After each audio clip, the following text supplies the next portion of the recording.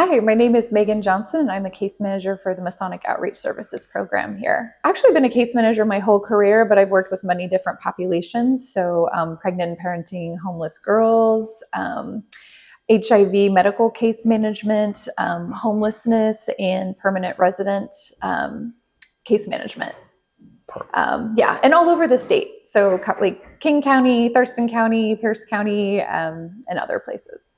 So, what drew you to Washington Masonic Services?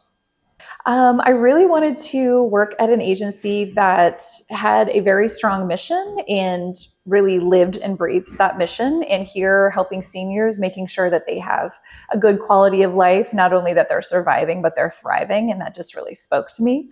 I didn't know much about the Masons, to be honest, before, but I did a little research and I was actually pleasantly surprised about the amount of community service work that they do, which surprised me, but I wanted to be a part of that. So I applied and luckily I was hired. So, what's your favorite part about the job? My absolute favorite part is meeting with my clients, listening to their stories, just listening to just have them share with me things that are important to them and matter to them, and to be able to assist them and to actually affect positive change in their lives. It's very rewarding.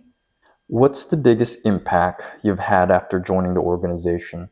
The biggest impact I have made is just connecting with my clients and actually adding something positive and good and joyful to their lives. And what do you love about case management?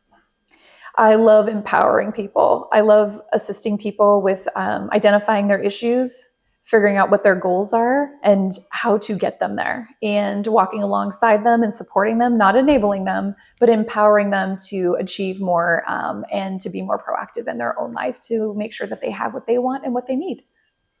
Can you tell me more about the process of how that's achieved? Sure. Well, with me specifically here with our clients, someone will reach out or be referred to us in need, and I'll reach back out, make that connection, meet with them, have a really good conversation. And it is very client driven. I'm not here to make decisions for clients or tell them what to do. I'm here to offer guidance and some resources and maybe some good opinion, expert opinion, but I'm here to make sure that my clients get what they need. So listening to their needs, their goals, and then helping set up a plan and then walking them through that or standing alongside them while they work through those things. What do you mean by standing alongside them? Sure.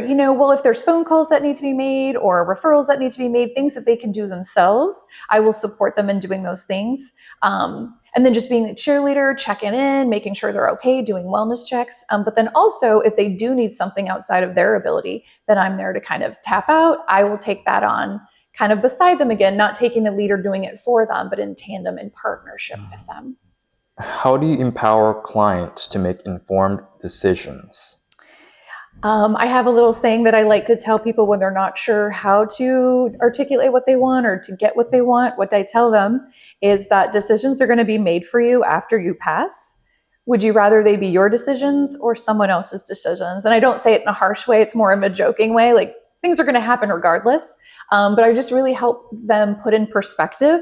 They are the driver of their life and they get to be in charge. And I'm here to help them achieve those things.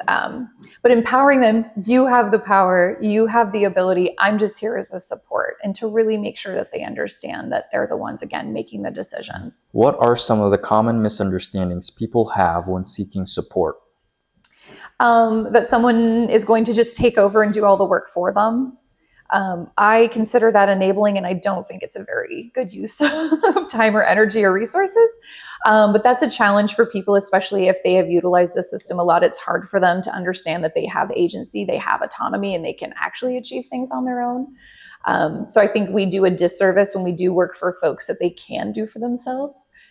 Because again, we should be about empowering and not enabling. But sometimes, honestly, just the bureaucracy of our systems is extremely difficult, and it does take a professional to navigate those things. So I will say in some instances, they really do need, unfortunately, a middleman, someone else to engage in those systems to help them navigate it, to actually get the benefit that they're entitled to. What's one step that someone can take today to improve their situation? Just fully own their situation and where they're at and be honest with themselves about what they can do, where they want to go, and how to get out of it. So just understanding the situation, knowing your options, and not being afraid to move forward. But being stuck is probably one of the worst. It's one of the worst things I see with clients where they just feel stuck. They don't know where to go. They're so overwhelmed. So just being able to just take stock and, okay, this is what I can do. This is what I got, even if it's one step. But just recognizing that autonomy. What advice would you give to someone who has no other resources available? Wow, that's a tough one. And it can feel very isolating. It's very scary. I would just say reach out, keep trying. Sometimes, don't take no for an answer. Don't be belligerent, right? But just keep trying. Make phone calls, network, ask a friend. Someone knows someone who can help. So just don't give up and keep trying. Keep fighting for what you need. Good. Can you summarize outreach services for me? Outreach services really seeks to make sure that seniors and those with disabilities and those struggling in the community do not go without, that they have what they need for basic needs, but also for a good quality of life, and making sure that moving forward they have the resources and the support that they need to attain their goals.